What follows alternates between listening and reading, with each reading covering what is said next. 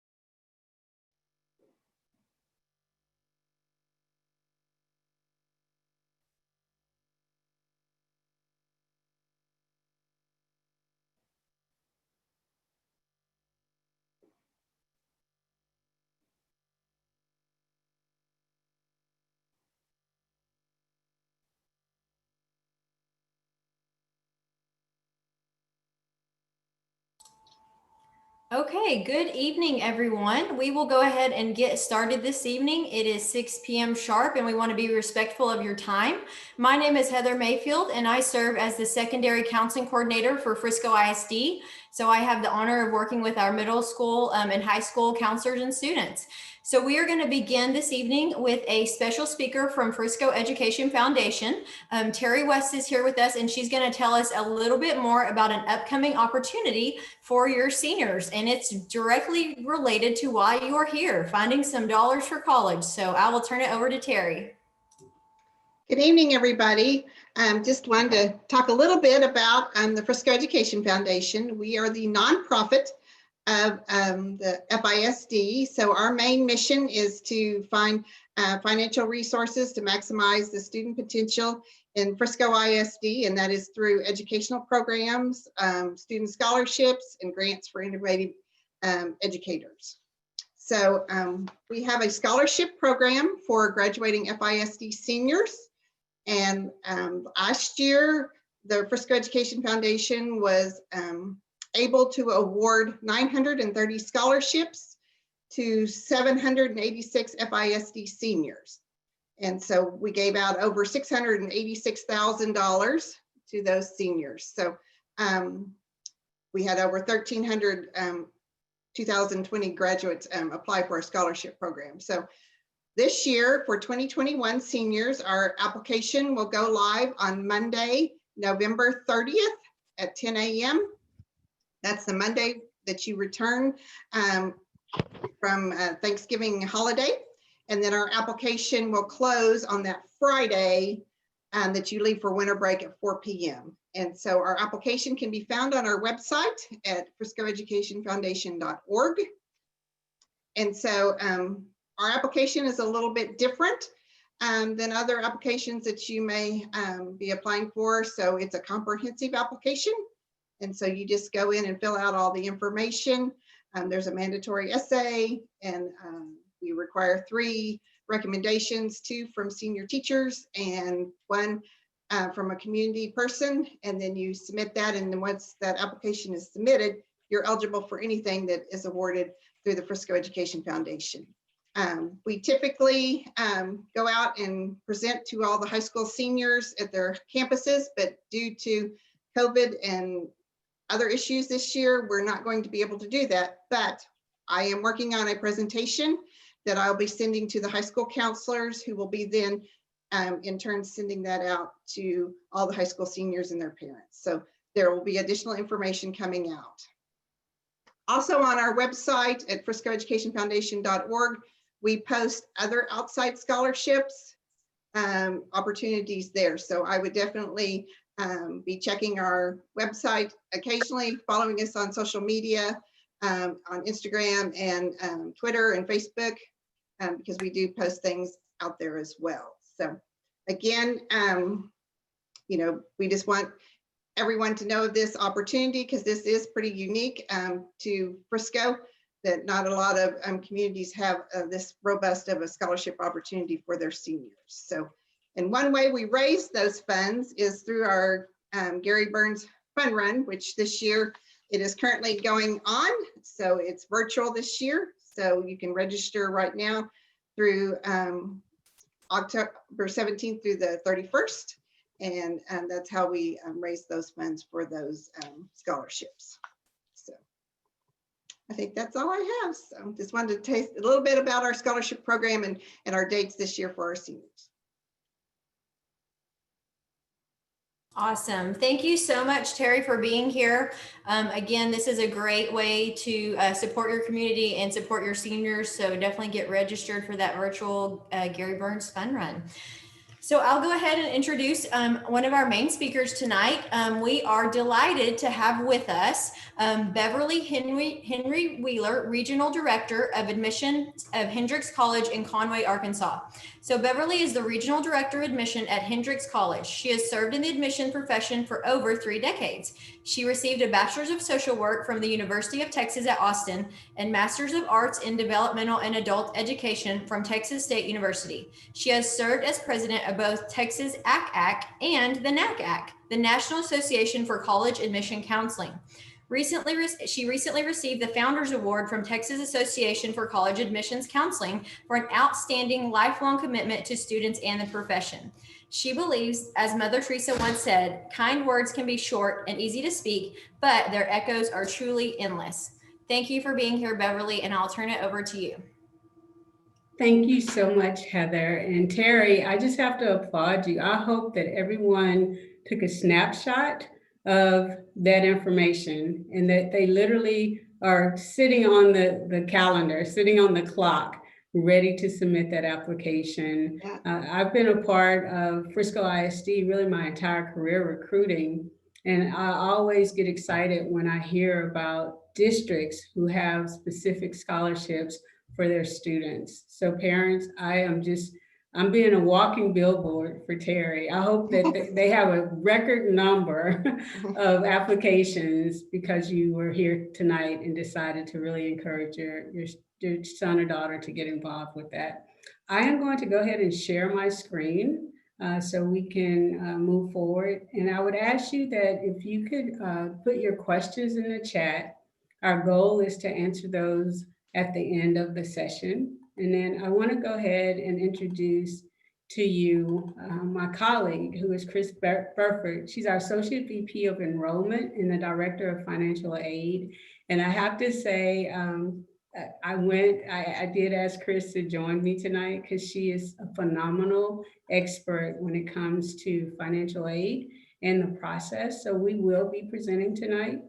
And I want to encourage you, this is what I tell all my families, especially when we're presenting. This is our living room, and we really want to be comfortable enough to put your questions in the chat. We will do our best to answer those questions, but keep in mind that this presentation is more general, and you will need to apply it specifically to universities that your son or daughter are looking at. So our desire tonight is to give you information. I call it creating a toolbox for you in order for you to be able to maneuver through one of the pillars of the admissions process, and that is financial aid.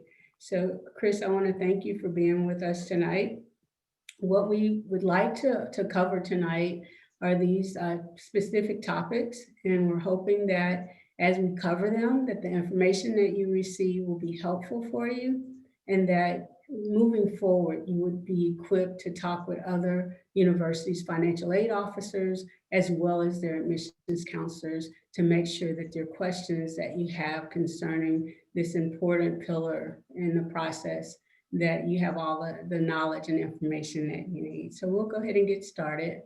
And I want to start off in talking about the philosophy of financing. And I started in this profession a few years ago, 33 years ago.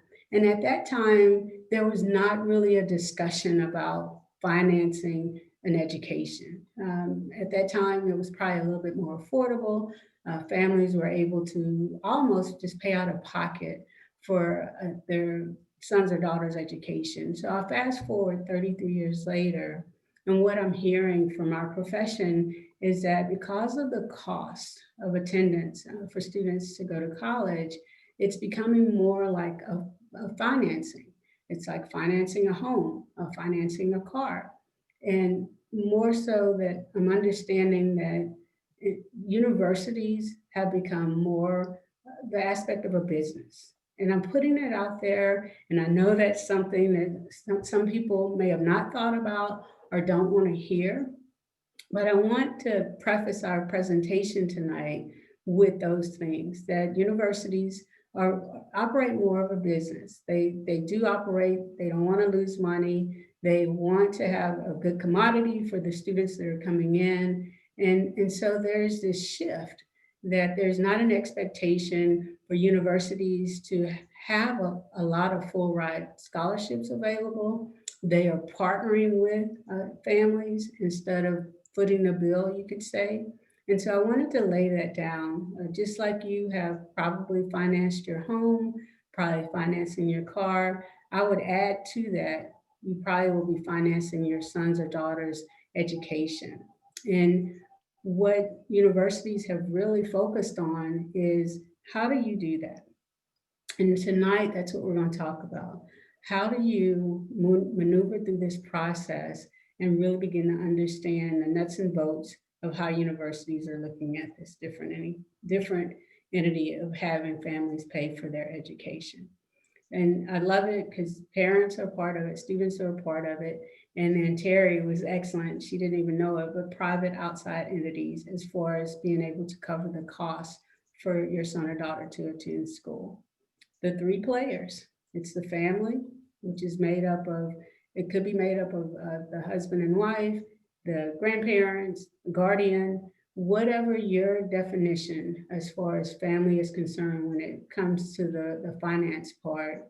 The universities are looking at that. And then the other aspect of it is the student contributing and then the college contributing. It's a partnership that we are establishing with each other for the best interest of the student. And that's the other kind of nuts and bolt I'll say tonight is that this is really about the student. How can we make it affordable for families to be able to send their children to the school that fits them well? So we want to have that component in there. And then I want to ask my colleague, Chris Burford, to step in. And Chris is going to talk a little bit about the nuts and bolts, and then I'll be able to come back and we'll talk kind of tying admissions in with this philosophy of paying for school, and then how do you go about doing that. So Chris, I'm gonna hand it off to you. You just let me know when I need to move the slide and we'll be ready to go. Thanks, Beverly. Beverly alluded a little bit to that we're going to need to finance this education, but exactly what we're paying for may be something that you're not as clear about. So we talk a lot in the financial aid industry about the cost of attendance. Everything is driven by what it costs to attend the college or university of your choice. So the cost of attendance is made up with various components. The biggest component is going to be the tuition and fees that the college is going to bill you. If your student elects to live on campus, you're going to have some room and board charges. If they are in school, they're going to need books. They're going to need supplies, pencils, papers, calculators, anything else that they might need. Some schools are going to bill for those directly. Some schools are going to expect you to get those on your own. You're going to have costs for transportation. The college isn't going to bill you necessarily for transportation, but you're going to have to get your student back and forth to college. Are you going to have to get them back and forth once? Are you going to have to get them back and forth several times as they come home for Christmas or as they come home for Thanksgiving? Are they going to be a commuter? Are they going to be commuting back and forth every day? And are there going to be costs associated with them getting back and forth to college? Those are things that you as a family and you as a student are going to have to consider. Then there's also other indirect personal costs that your student might have. They might need special glasses so that they can see the board well. They might need personal hygiene items for when they are living in the dorm. So all of those things add up to what we call a cost of attendance. So Beverly, if you'll go on. There may be other costs that you want to consider. Some schools are going to require that your student have health insurance or purchase it from the institution if they don't have their own health insurance plan. Some schools, like for instance, we do at Hendricks, we offer a tuition insurance plan that if your student were to become ill or unable to complete the semester, we have a plan that they can buy insurance so that they would have some recourse if they were not able to finish and receive some funding for tuition back. Not all schools may offer that, but some may, and you may have to decide if that's a expense that you want to take on with your student. Your student might have access to computer labs, but they might also wish to have their own personal computer to do their schoolwork. Now that we're entering into this world of virtual classes and hybrid ways of learning, excuse me, a personal computer may be a less of a option. They may feel like that's a real need for them to be successful in school. If your student has any special needs, you'll need to make sure that you've thought about what those might cost. And then we're going to think about what the whole program of study is going to cost. It's going to be a 4-year commitment at least for a 4-year baccalaureate degree. And are you going to need to think about, we know tuition and fees maybe this year, but are we going to need to think about what those might be over the 4-year period? Is tuition going to increase? Are you going to need additional funding as the student moves through freshman, sophomore, junior, senior level? So those are all things you want to consider when you're kind of thinking about what is this college going to cost you to attend? We have basically there's 3 categories of funding. You're going to have some merit-based scholarships, maybe from the school. At Hendricks, we simply call them academic scholarships. So your student may receive an academic scholarship from the institution that they're planning to attend. Hopefully your student is in the process or getting ready to file the FAFSA. And as such, filing the FAFSA will allow that student to be considered for need-based financial aid programs from the federal government, as well as some schools will use the FAFSA to help determine eligibility for need-based programs from their institution. You may be using some private scholarships. We had the talk when we first began about some private scholarships that the school district is offering. You may have savings plans that you're going to be utilizing that maybe you started when your child was young and you've been doing a college 529 plan or something like that this whole time. So you're going to be thinking about what categories of funding are going to help you meet all those costs that we just talked about in those previous slides. If you'll go for it. Oh my, that, I don't know what that looks like to all of you. Okay, there it goes. So we have an academic scholarship, and an institution will have its own way of determining how much of an academic scholarship your student might qualify for. It could be based on the high school GPA. Some schools are going to be test optional, and some schools are going to want standardized test scores. So if your school is looking at standardized test scores, that may factor into any kind of academic scholarship the school is giving. That school may have scholarships for leadership or extracurricular activities, or you may have to write essays, or you may have to get letters of recommendation. But all of those things are going to factor in to have your student be considered for academic scholarships that may be available at that institution. At Hendricks, we just use our application for admission to serve as our academic scholarship application, but you're going to want to check with the various schools to whom you're applying to see what their application procedures are. How do you apply for their scholarships? Are there individual applications? Are there standard applications, or are there several applications that maybe you could do to apply for monies that are available? But you'll want to check all of that out so that you don't leave any money on the table when you're making those applications for scholarships through the institutions.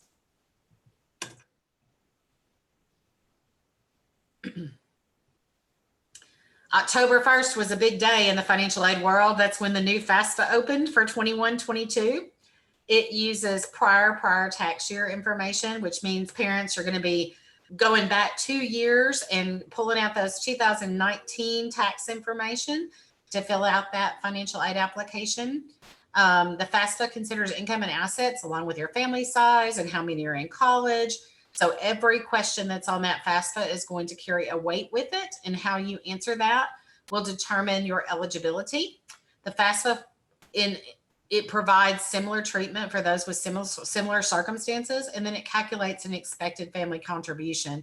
And that expected family contribution is a dollar figure. That is what that FAFSA, with all those questions you answered and all that income and asset and family size information, all of that is coming through a formula that is spitting out what that Department of Education believes that your family could contribute to your student's education.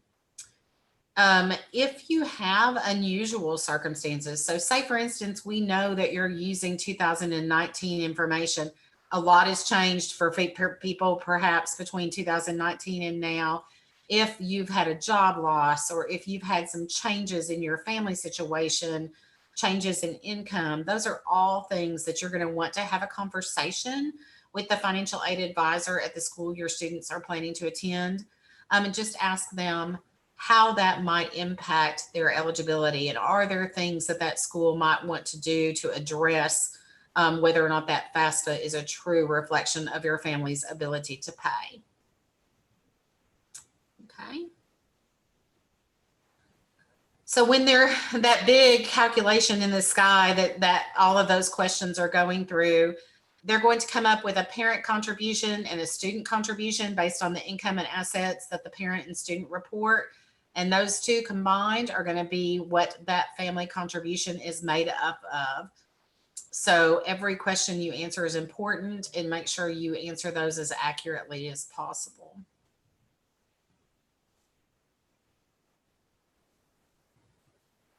Financial aid is really simple. It's a formula. We take that cost of attendance, which, remember, it was tuition, fees, room, board, books, supplies, transportation, miscellaneous and personal expenses. We're going to take all of those things, and that's going to be your cost of attendance. We're going to subtract from that what that FAFSA says is your expected family contribution, and that difference is your student's financial need. And what people like me at colleges all over the country are doing are trying to find programs that help that student meet that financial need, so they can make the institution more affordable for the student and allow them to attend the college of their choice. I think this next slide is just kind of a different way to look at it. You've got your budget, which is all of those costs. You're going to subtract that EFC, which is made up of the student and the parent contribution. You're going to have that financial need. And again, that need is what people like me are trying to find programs to help fill, to make college more affordable.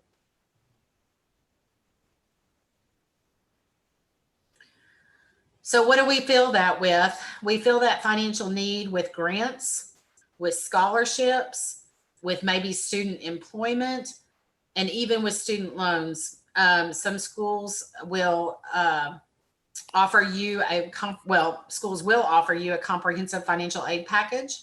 And in that, you'll see all of these different programs outlined, and that will help you meet that financial need that was determined.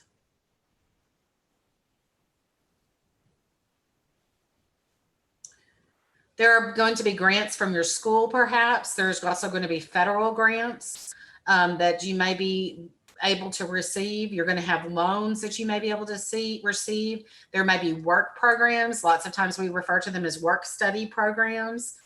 So all of those things are going to be programs that your school is going to be looking at to see if we can offer those to you and help you meet that cost of attendance and help you fill your financial need. The biggest grant program is probably the federal Pell Grant.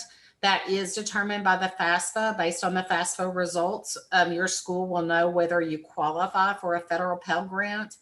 Pell eligible students who are the neediest may also have some eligibility for what's called the Federal Supplemental Educational Opportunity Grant. Students entering the education field may be eligible for something called the Teach Grant. Also, your university or college may have its own grant programs. Those are just a few grants that might be available. Like I said, your institution is going to determine what eligibility for grant programs your student may have. Chris, I have a quick question.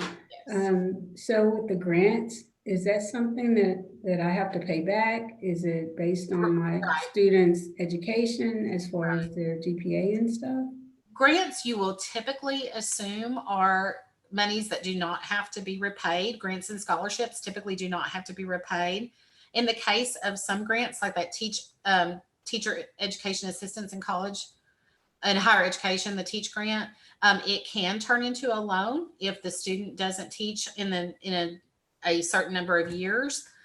So you just want to watch those. In general, grants are going to be monies you do not have to repay, but you want to make sure that you look at all the stipulations of the different programs and make sure that you understand what that program is and what those program requirements are. But thank you. Very nice question. Part of what you may be choosing to do to help meet your cost of attendance is borrow on federal loans. There are federal direct Stafford loans. If you qualify for a subsidized loan, that simply means that you have a need-based component and you are eligible for need-based loan monies. All students who are eligible through the FAFSA can borrow on an unsubsidized loan, non-need-based loan program. There are parent loans that parents can borrow. Parent loans typically require credit checks where student loans do not, but parent loans can help families borrow up to the cost of attendance, what they need, minus the other aid the student has received.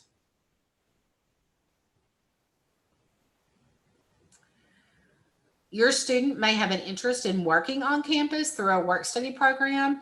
A college like us at Hendrix, we run two different programs. We run a federal work-study program that is need-based. Our institution also runs a university work program that is not need-based, meaning that anybody on campus can qualify and work on campus if they're eligible to work in the United States. Your school that you're applying to may have that one or both programs. For us, the minimum that you are required to pay a student is once a month. Your school may pay more often. We pay once a month for the hours worked. In some schools, the money is going to be applied to a student account, but more often than not, the money is going to be considered spending money and not credited directly to the student account. But again, those are questions that you would want to understand from your individual institution and know how that work study would work, how the earnings would work, how they would be paid, and what the expectation is in terms of working on campus. We at Hendrix, we don't require our students to work. It is up to them if they are interested in working. We consider the money like spending money as though they were working any part-time job anywhere. But different schools are going to use those programs differently, and you want to make sure that you understand how those programs work at the individual institutions that you're applying to and if you're offered those programs. So one more question, Chris. Yes. So if my child wanted to work on campus, how would they go about applying? Is it something that they... So if the student has applied through the FAFSA, then one of the programs from which the school will be considering eligibility is for the federal work study program. So when your student gets notification of their eligibility for programs, federal work study may be one of those that are included. If your university has a university work program, you'll have to get with that institution to find out how you get a job through that. At Hendrix, we run a job search site, just like an Indeed or a Monster or one of those other search engines. And our students go out there and apply and look for jobs just like they would any other kind of job. And then the school itself will be your employer. So they'll work with you to set you up through payroll and get all the same documents you would get, I-9s and W-4s and all of those things that you would fill out for any kind of job anywhere. Your school is going to help you do that. In our world, in Hendrix, it runs through my office in financial aid. Some other schools might run those programs through an HR office or a campus employment office or a career development office. So you'll want to check with that school and find out how those work study programs work, how you get involved in them, how you get paid for them, and what that money is expected to do. Is it your spending money? Is it helping to pay your account?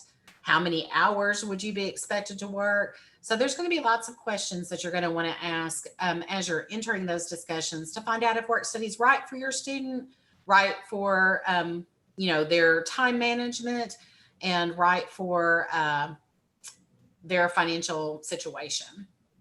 So Chris, I've had parents ask me about work study, and they thought that students would be working like 20 plus hours a week. So Yeah, that's a lot. So it can is. you, And different schools are going to probably put a cap on what is appropriate to work. Um, at Hendrix, we don't have our students work a lot on campus because we do know that we want to have that balance between their time management for study and class time and homework time and work time. Different schools will set a standard for how much they recommend a student work. There are some studies that indicate anything over about 20 hours a week starts to cut into a student's ability to do good schoolwork. So you might keep that in mind, that you don't want to have your work education balance to get askew. But different schools will allow you to work different hours. At Hendrix, we work 7 to 8 hours a week. And we find that is a good balance for our students based on what their educational responsibilities are. Different students may choose to maybe not work in a freshman year as they're kind of getting their feet wet and understanding what their time management needs to be. That usually doesn't mean all or nothing. That doesn't mean maybe they couldn't work in a subsequent year. At our institution, some students will not maybe work the freshman year, but once they get their time management down and kind of understand what their needs are, they may work in a supplemental year. But we also have some athletes who might not choose to work while their athletic program is in season, but then work on the off season when they have a little more time. So those programs are usually pretty flexible and allow a student to fit their work program to their needs as a student first. awesome. Okay. We always encourage students to look for outside funding sources, whether that's private scholarships, whether that's 529 savings plans. Some students will work a summer job or during the academic year and save up some money to put towards their education. There are private educational loans in addition to loans that are offered through the federal government, like those Stafford loans we talked about. There are other kinds of loans that students use for educational costs. I would say that these are very much specific to your family. If these are things that seem to work well for you and your financial situation. Sometimes people have used home equity loans or loans against insurance policies or retirement funds or borrowing from grandparents. So people work with financing their education in the way that works best for them and their particular financial situation. But just know that, there are all kinds of options that people look into, and whether or not they're right for you is just something you'll have to research and decide.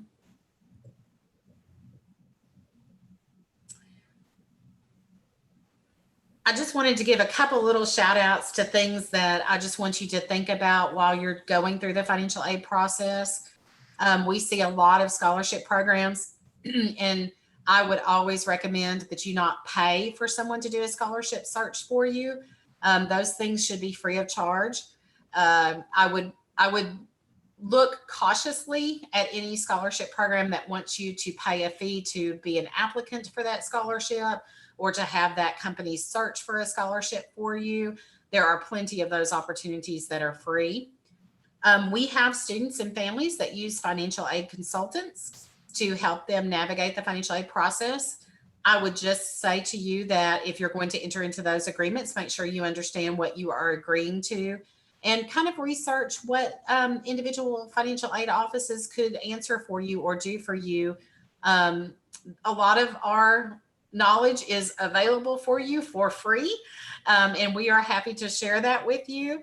So before you pay a financial aid consultant, I would just say, make sure that you know what you're paying them for, and that you know that that's not something that is available for free from any financial aid office, who would be more than happy to help you navigate the process.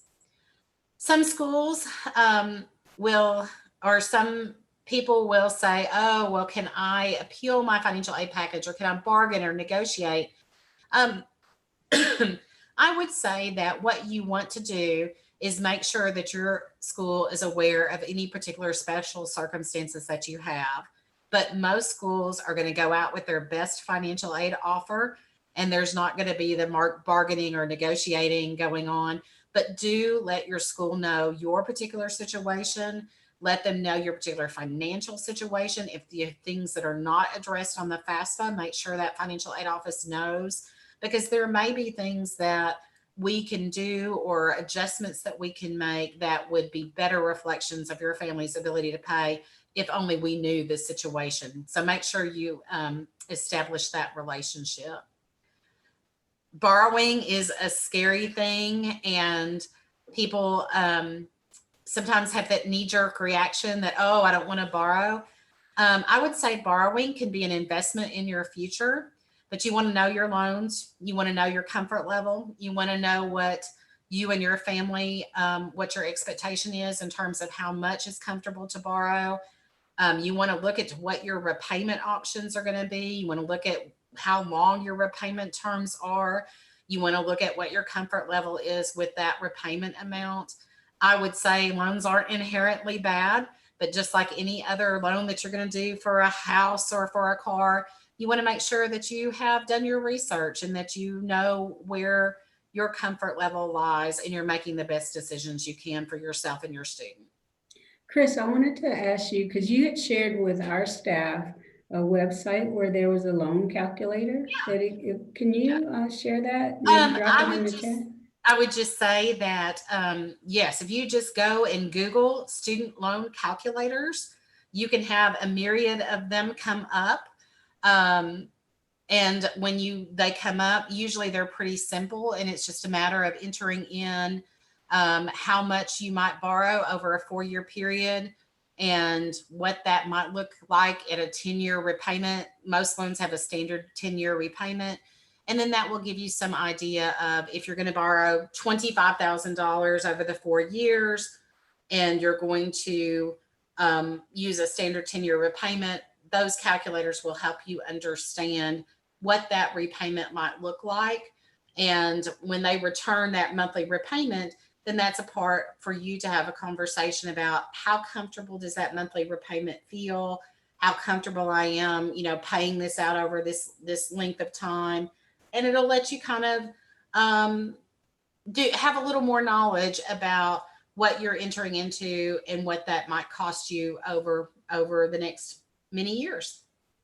Awesome. So, Chris, I have come up with some questions that I'm going to start the group off with. Okay. I'm probably going to have to take Chris out for dinner after this, whenever we can. Yeah. So, Chris, I want to ask you the first question. And before I start, I just want to let the audience know you can drop your questions in the chat. We will go to the chat and answer as many questions as we can. But I wanted to get Chris started with a few, and then we'll jump on the chat. So, Chris, this is the question. In a divorce situation, does it matter who claims the student as a dependent?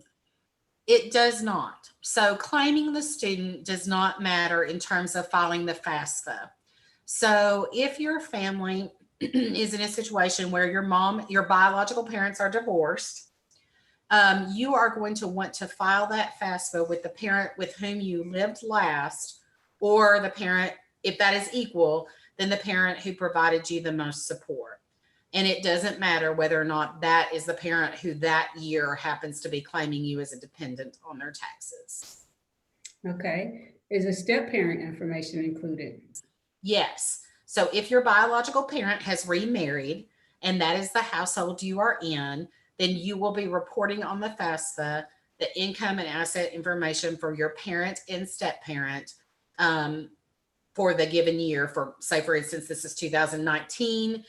You're going to be reporting information on step parent and parent. Okay. My family makes too much money. Should I file the FAFSA? I would say my recommendation is to always file the FAFSA. You want to make sure that filing that you have left no money on the table. You may think your family makes too much money, but your institution may have funding that they use the FAFSA to determine eligibility for, that even though you may not qualify for some federal grants, you might still qualify for some institutional monies. You may also qualify for those loan programs or those work programs. And we just want to make sure that we've kind of left no stone unturned in terms of finding money for college.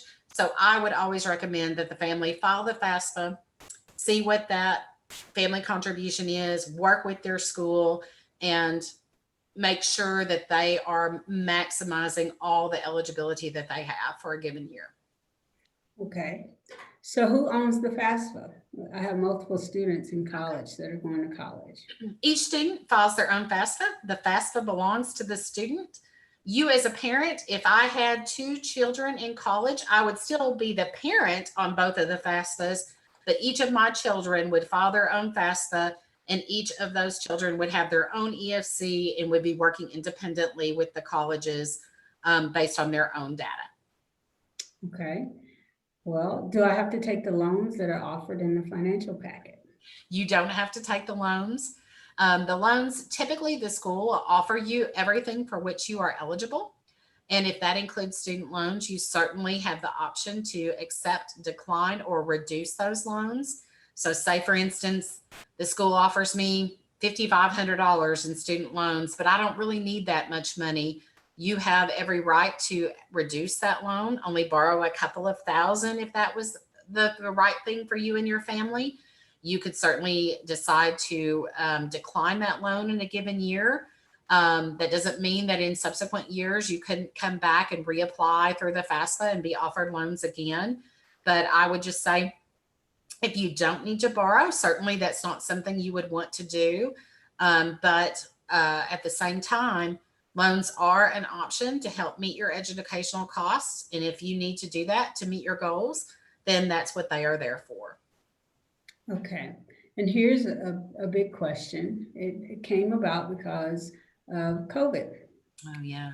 And we're using 2019, Right. but my income in 2019 is much different now. So how do I report a loss or reduction of income? So this is where it comes in that you're going to want to work with that financial aid office at your institution. The FAFSA itself, you're going to report things just as they are. You're going to have that baseline based on 2019, but that's when you want to come back after you file that FAFSA and you want to talk to that particular school, that particular institution, and you want to tell them your story, tell them about your loss of income. They may, through a professional judgment type decision, be able to work with you to address that loss, to address some changes perhaps to that FAFSA, but all of those schools are going to have their own process by which they gather the information from you or update that information from you. And you'll just want to work with that institution's financial aid office. I want to kind of backtrack just a second, and something I meant to say earlier and didn't. A lot of this information is based on a school using a FAFSA application. Some schools may use what's called the CSS profile, and a lot of institutions may gather information on that document as well. So you'll want to make sure with your school, do they want both a FAFSA and a CSS profile? Do they want just the CSS profile? You'll want to make sure with your institution what mechanism they are using to determine eligibility for all types of aid at their institution. So we at Hendrix, everything is based on the FAFSA as well as your application for admission. Different schools will use different mechanisms. So you want to make sure that, do they require a FAFSA? Is there a priority date by which they want you to file that FAFSA? Do they require supplemental materials? Do they require a CSS profile? You just want to make sure that you are clear everything that is needed to maximize the amount of eligibility for assistance that you can at your individual school to which you're applying. Excellent. Chris, are you ready for some questions? I'm ready. Okay, the first question, is a 529 savings a component of family contribution or student contribution towards the total financial contribution? Okay. 529 savings plans belong to the parents. if they belong to the parent, they were reported on the parent side of the FAFSA. If the 529 plan belongs to like a grandparent, then there is a way that you report the monies that are utilized out of that in subsequent years on the FAFSA. And those are things that get a little bit more complicated and a little bit confusing. So that is certainly something that you might want to reach out to your financial aid office and get some details on. But in general, 529 plans are an asset of the parents. And that is helpful on the FAFSA because that makes, there's a little less, it is more advantageous to report those type monies on the parent side than the student side. So reporting that as an asset of the parent is helpful. Okay. Would the school know that parents have more than one child in college? And would that be taken into consideration for loans, grants, and scholarships? So the FAFSA itself asks you how many students are in college. And that is part of how your EFC is calculated, is based on the number in your family and the number in college. So yes, in terms of how much your family contribution and things like that, that is taken into consideration if you have multiple children in college. Depending on, how schools evaluate families for eligibility, that may be a question that they will ask on an application as well. So yeah, it can make a difference how many students are in college at the same time. Okay. How will 529 impact the possibility of getting scholarships or grants or loans? That's a hard question to answer. It's an asset, just like any other asset. So it does count as monies that family has. The FAFSA, you can think about it as measuring that family's strength or that family's financial strength. Having a 529 plan does increase a family's financial strength. So those things are reported on the FAFSA. Just like I said, like any other asset, that's going to be something that is considered. How much is in that 529 plan, would make a difference about whether or not that meant that your EFC would be higher or that you might not qualify for as much, need-based money. But again, that is kind of like saying, just owning any kind of asset is going to be included in that financial strength. So a 529 plan is just one piece of it. So Chris, the other thing though, I would think with scholarships may be just based on merit and it's not Right. based on income. Right. So just to kind of add that to it, because we put scholarships, grants, and loans in that equation, but grants and loans is more on that need-based side. And then scholarships are in the beginning when we talked about merit. It's based on academics, based on possibly students' GPA, if they're requiring test scores, extracurricular activities. And those are the things that I like to tell parents, especially for the Frisco ISD scholarships that were mentioned earlier. One, with the deadline, and then two, I heard her say that there was an essay. And I would encourage your son or daughter not to regurgitate something about themselves, but think about their values, think about their soft skills, think about examples of those values. I typically ask the student in the last week, when did you serve someone? What did you do? Why did you do it? And how did it impact you? To get them starting to think about an essay. And I'm sure that there are essay questions that probably are available on that Frisco ISD application. Make sure your son or daughter answers that prompt, because that's one of the things when I'm reviewing essays that for scholarships, I can ding a student because they simply did not answer the question. And then you want to leave the audience, the reader, wanting more, to know more about that student. So that's just an aside when it comes to talking about scholarships and applying for them. I'm kind of tacking that on, Chris, to 529. Another question, Heather, this is for you, and you can just jump in. Will you guys be sharing this slideshow or recording after this presentation? Yes, we are actually recording right now. So we will have this, and we do post our parent presentations on the Frisco ISD website under the Guidance and Counseling Department tab. There's a tab for parent presentations. So we will post it there. You're welcome to reach out to me also. And Beverly, if you guys want to share this presentation with me also, I can email it to everyone who registered tonight as well. Excellent. So I will do that. I'll email it to you when we get off. So the next question, which I think is really a good question, when does the FAFSA application period end? Now we know it started October 1st. So Chris, when does it end? It actually doesn't end until like next year. So you have all the way up through next summer to apply. I think like September 1 of next year or something like that. But you want to watch what your school's priority deadlines are.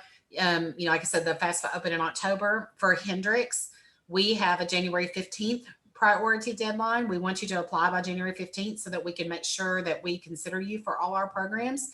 Different schools are going to have different deadlines or priority deadlines. But my advice always is do that FAFSA, do it early, make sure you've got it in so that you're considered for every program for which you could be eligible. Excellent.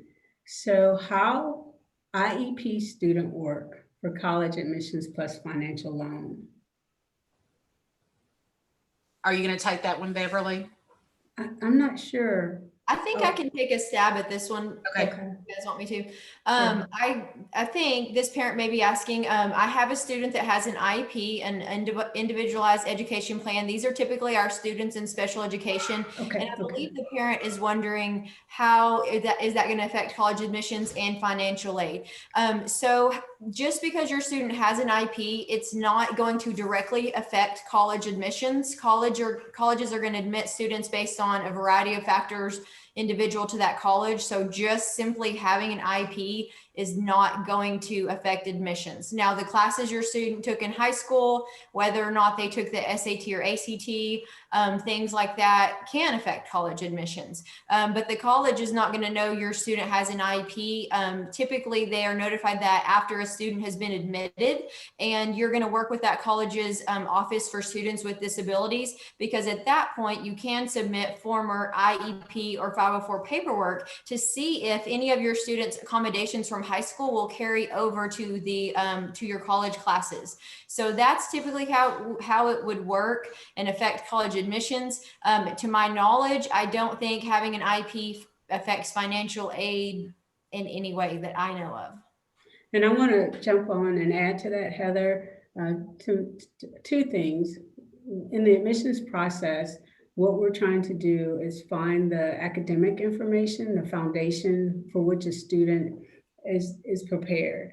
And then along with that, we want to make sure that the student has the assistance once they are at our institution. So along with what you said, Heather, I want to encourage families when they're visiting, when they're doing their homework and looking at universities, to make it a point to add academic support services is one of the places that they tour. And I'll also say career services, but we'll stay on academic support services. That should be included as much or more than residence halls, as sitting in the classroom, to make sure that the support system for every student is available and what's there for. And you can do that separate from the admissions process. And then just agreeing with Heather, we do not receive notification of any of that in the admissions process. Very quickly, we're looking at the transcript, recommendations, extracurricular activities. If there is a test score required, we will look at the test. But right now, I would say this class 2021 is your year, because a lot of universities are going test optional. And so really shore up your extracurricular activities, your essay, make it a little bit stronger, and then your academics. But yes, that we will not consider that at all in the admissions process. So we have a few more questions. Y'all can hang in there with us. We really want to make sure that we're answering your questions. Chris, are you still there? I will be taking you out to dinner, so I just say that. So here's a question. How soon should we apply for FAFSA if we're in the 11th grade or after college has accepted my student? You're going to apply in October of your student's senior year. The FAFSA opens October 1. So October 1 of your student's senior year, they will want to start applying through the FAFSA. Okay. Does FAFSA consider parents at or near retirement age? The FAFSA does ask for the age of the older parent. So that is part of the calculation of that big calculation in the sky that the FAFSA goes through to determine the expected family contribution. So it does look at the age of the older parent. So what does the student contribution means in terms of cost? So if a student may or may not be working or earning money? Right. So if the student has no earnings, no assets, no savings, their contribution is zero. And so ultimately 0 plus whatever the parent is equals that expected family contribution. If the student has worked, if the student has savings, if the student has investments, then those are going to be evaluated in that FAFSA eligibility determination. And those are going to count towards that student contribution. But it may be very possible that your student has a contribution of 0 because they have not worked and don't have any assets. Okay. If a student takes a gap year, then goes to college, is it going to hurt his chances of scholarship and financial aid?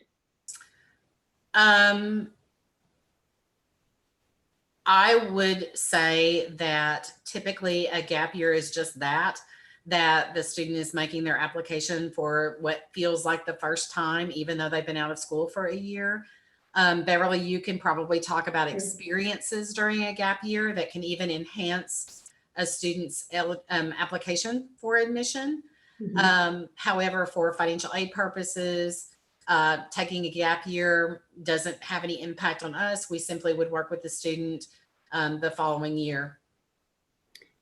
And what I would say about the gap year, this year has been a perfect example of that. Students were accepted.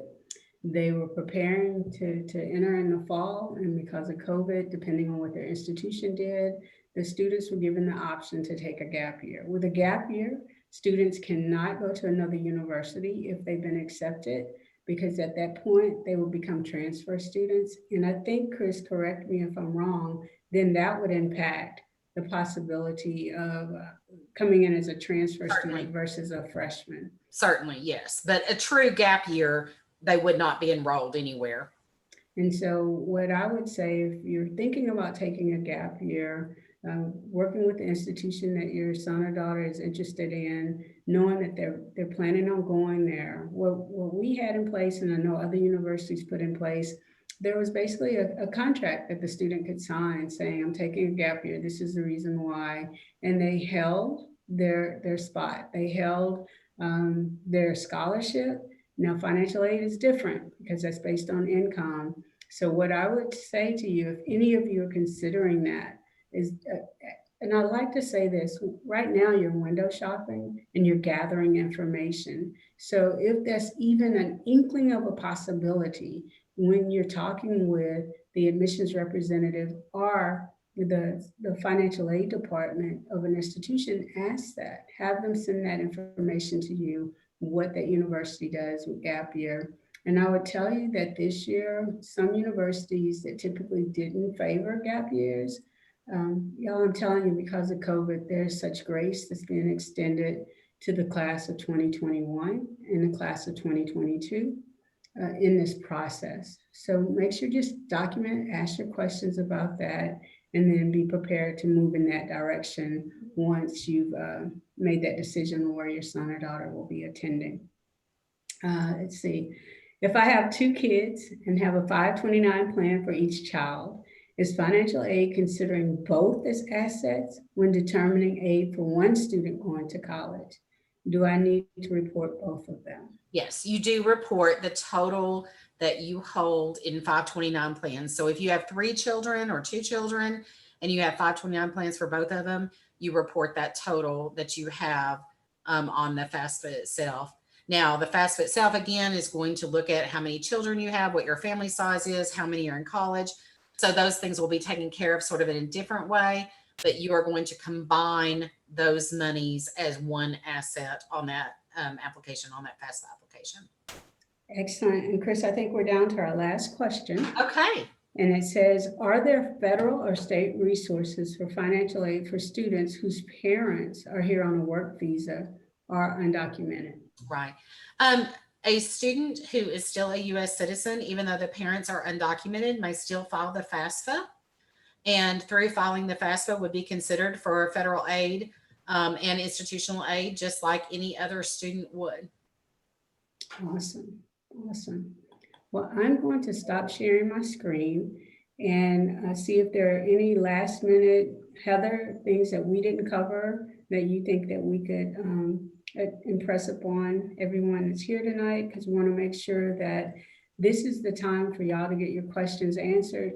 If there are concerns, I will tell you that Chris is an expert, and I really do mean an expert on what she does. And Chris, you kind of mentioned this, but I want to mention it again.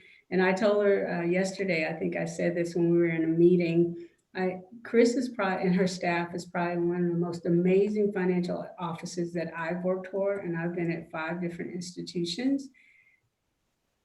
She sets the standard and sets the bar, but I will say that in her profession, that if you reach out to the financial aid officers at other universities with your questions, they will respond to you. They will try to assist you with answering your specific questions about their institution. And I want to say it's important for you to do that, because every situation and every institution is different. The way we award scholarships, the way we look at the overall admissions process. And so we encourage you to reach out, to ask those questions. And I would say, right, Chris? Yeah, absolutely. That's what we're there for. So I have one last question. How does it work if I'm applying to be a permanent resident and my parents are U.S. citizens? Okay. So as a student, you do have to be a U.S. citizen or permanent resident alien in order to qualify for the federal aid programs. Depending on where you are in that process, when you fill out the FAFSA, you are required to put in like your alien registration number. That goes through a database match to determine your eligibility. It may be that if you're not through the process to have been granted your permanent resident alien status, it may be that you wouldn't qualify for federal aid in maybe in the first year. But once that is achieved, then you could apply and qualify in subsequent years. You would also want to talk to your institution, just like Beverly said, about any question that you have, and see if they have a particular process to qualify for maybe institutional funds, even though you might not be eligible for the federal financial aid at this point in your process. Excellent. Heather, I am going to turn it back over to you. Just real quick, I did drop a link if you want to register, and so we can upload your information. And then if you reach out and you have questions, Chris or I will be able to contact you. And then I've also dropped my email address and a text number for you to reach out to me if you have further questions. I have connections with Chris, I think still. She gave up her night for me tonight to answer questions, but since this is my area, I do live in Frisco, so I do very familiar with the school district. And as I say, Chris is a great resource. So Heather, I'm turning it back to you. Awesome. I just wanted to add one note on the question for students who may not be eligible to complete the FAFSA. Texas also has an application called the TASFA, and this is a separate application that will check and see if your students qualify for any state federal aid. And so it is a great option, and it's something that a student would want to look into, again, if they're not eligible to complete the FAFSA due to any residency or citizenship statuses. So again, take note of the emails out there. My name is Heather Mayfield. My email, I'll put it in the chat as well. But thank you for being here with us tonight, and thank you for spending your Wednesday evening with us. We hope you had a wonderful time and learned something new today. So thank you guys so much, and we will talk to you soon. Thank you. Thank you, Chris. And Heather, I will send that PowerPoint to you. Thank you so much, Beverly. You guys have a great evening. I'm going to end the meeting now. So good night, everyone. And thank you again so much for being here.